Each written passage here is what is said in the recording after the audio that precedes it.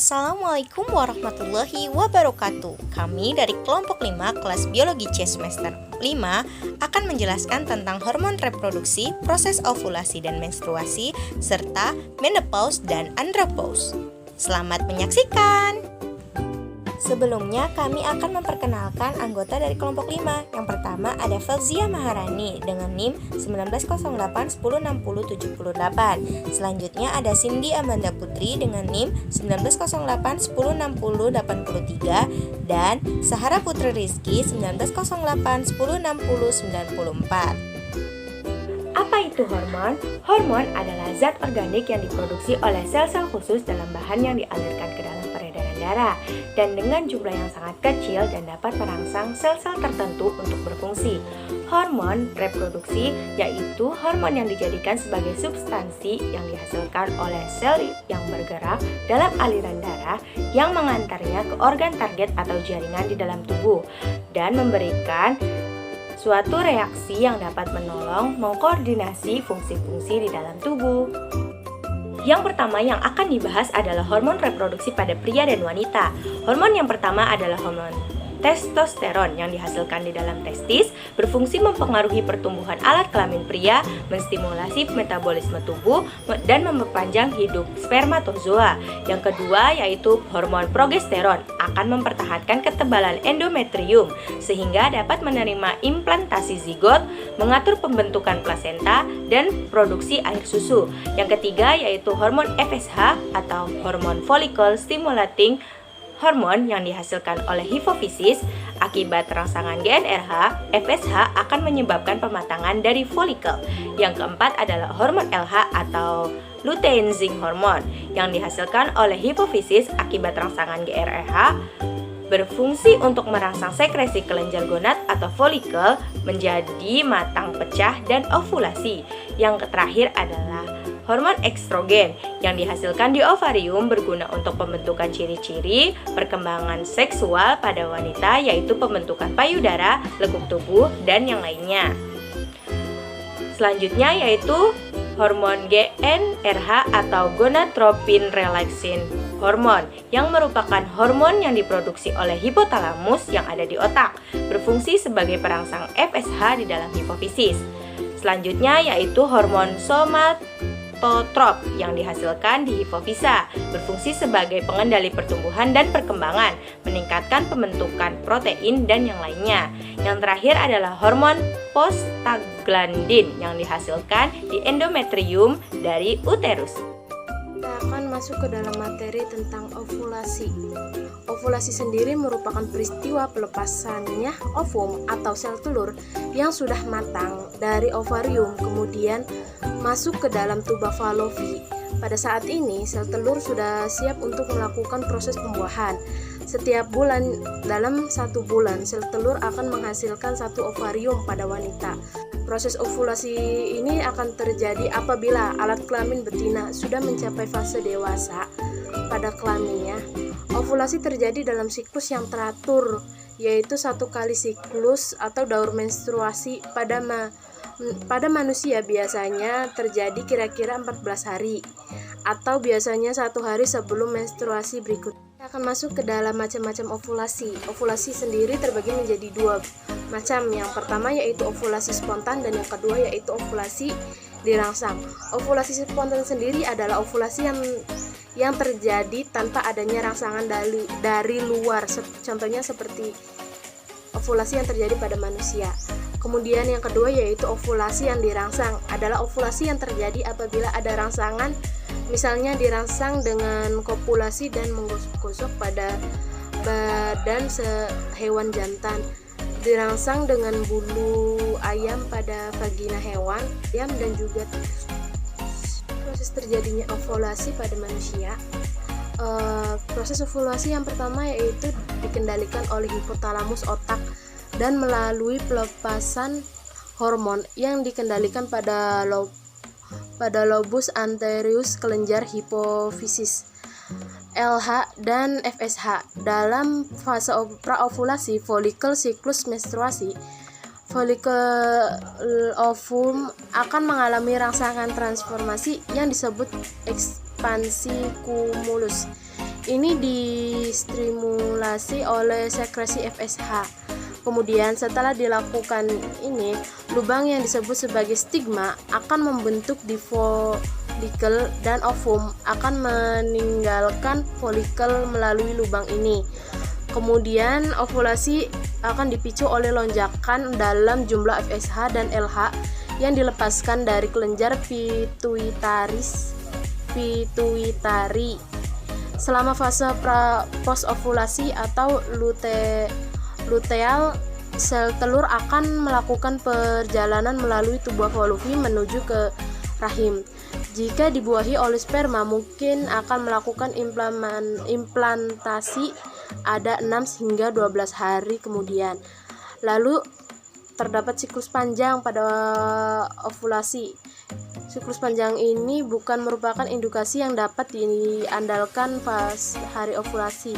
Sementara secara umum ovulasi sebelumnya akan menghasilkan siklus menstruasi yang pendek. Kita masuk ke dalam fase atau siklus ovulasi.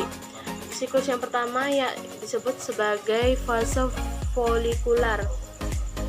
Fase ini dimulai di hari pertama periode hari terakhir HPHT dan berlanjut sampai terjadinya ovulasi. Di paruh pertama dari siklus ini dapat berbeda untuk tahap wanita yang berlangsung kira-kira 7 hari hingga 40 hari. Kemudian fase yang kedua yang disebut sebagai fase luteal akan berlangsungnya ovulasi hingga periode berikutnya dimulai juga. Fase ini memiliki waktu yang lebih tepat dan biasanya hanya terjadi pada 12 hingga 16 hari terjadinya ovulasi. Hal ini menunjukkan bahwa hari ovulasi akan menentukan berapa lama siklus wanita.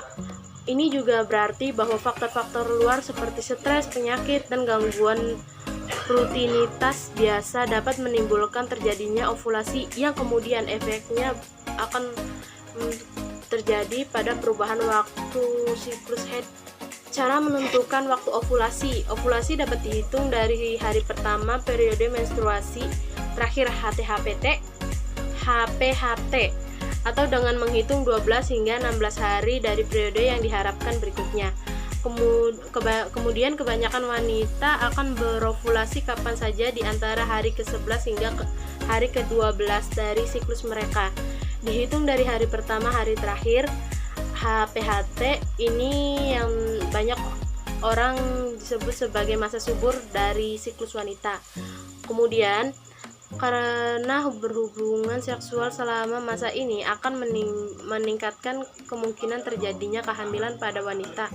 Ovulasi dapat terjadi pada berbagai waktu selama siklus dan mungkin terjadi pada hari yang berbeda setiap bulannya. Kemudian tanda-tanda ovulasi. Yang pertama yaitu meningkatkan pengeluaran pada vagina. Perubahan yang satu ini sebenarnya sangat terlihat, yaitu di mana pengeluaran minyak pelumas pada tubuh wanita akan meningkat. Peningkatan ini akan membuat wanita lebih menikmati hubungan intim dan juga akan bekerja sebagai perantara antara sperma dan sistem reproduksi wanita. Kemudian yang kedua, nyeri pada satu sisi yaitu daerah dekat indung telur dekat panggul Anda. Wanita mungkin akan merasakan sedikit kram di salah satu bagian perut di tengah-tengah siklus bulanannya dalam setiap bulan. Sakit ringan ini dikenal dengan nama Mr. Scammers. Kemudian yang ketiga yaitu perubahan dalam konsistensi pengeluaran vagina. Biasanya mungkin Anda akan merasakan vagina lendir yang dikeluarkan dalam vagina dalam bentuk kental. Namun karena tanda-tanda ovulasi ini, lendir yang dikeluarkan akan menjadi lebih licin. Yang keempat yaitu perubahan leher rahim. Perubahan leher rahim akan terasa pada saat Anda tidak dalam fase ovulasi. Dan yang kelima ataupun yang terakhir yaitu perubahan pada suhu tubuh Anda. Beberapa kelainan pada ovulasi. Yang pertama yaitu kegagalan ovulasi pada folikel the graft yang sudah matang gagal menjadi pecah karena adanya gangguan sekresi hormon gonadotropin yaitu FSH dan LH. Yang kedua yaitu ovulasi tertunda, delayed ovulation. sampai 1 atau 2 hari setelah berhentinya birahi. Kemudian yang ketiga yaitu ovulasi gana, merupakan ovulasi dengan 2 atau lebih sel telur. Nah, selanjutnya yaitu menopause. Nah, menopause ini adalah kondisi di mana tidak terjadi menstruasi selama 12 bulan akibat tidak aktifnya folikel sel telur. Periode transisi menopause dihitung dari periode menstruasi terakhir diikuti dengan 12 bulan periode amenorrea atau tidak mendapat siklus haid. Nah, menopause ini adalah bagian dari periode transisi perubahan masa reproduktif ke masa tidak reproduktif. Usia rata-rata menopause berkisar 43 sampai 57 tahun, tetapi tidak ada cara yang pasti untuk memprediksi kapan seseorang wanita akan memasuki masa menopause. Nah, selain itu, faktor keturunan juga turut berperan, di mana seorang wanita akan mengalami masa menopause pada usia tidak jauh berbeda dari ibunya. Selama menopause, tubuh seorang wanita secara perlahan mengurangi produksi hormon estrogen dan progesteron sehingga terjadi berbagai gejala. Menopause ini terjadi sebagai proses alami di mana tubuh seorang wanita secara perlahan mengurangi produksi hormon estrogen dan progesteron. Tetapi beberapa tindakan medis juga dapat menyebabkan produksi hormon progesteron dan estrogen menurun hingga memicu terjadinya menopause dini. Dengan adanya penurunan kedua hormon tersebut, proses ovulasi lama-kelamaan akan berhenti. Selanjutnya yaitu penyebab dari menopause. Yang pertama yaitu perubahan di dalam periode menstruasi di mana memendek atau memanjang, lebih banyak atau lebih sedikit, atau tidak mendapat menstruasi sama sekali. Kemudian yang kedua keringat malam, yang ketiga kekeringan pada vagina, yang keempat peningkatan lemak tubuh di sekitar pinggang, yang kelima infeksi saluran kemih, dan yang keenam inkontinensia urin atau beser atau tidak mampu menahan keluarnya air seni.